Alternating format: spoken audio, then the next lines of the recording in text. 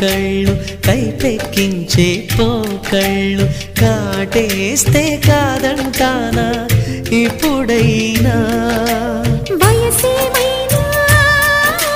సొగసేమైనా మరపించే మనసేమైనా నవ్వు నవరాత్రి నీ కోసం తీసుకువస్తున్నా మైనా ఏమైనావే మన్మథ మాసం అయినా ఎంతైనా ఇది మెత్తని మోసం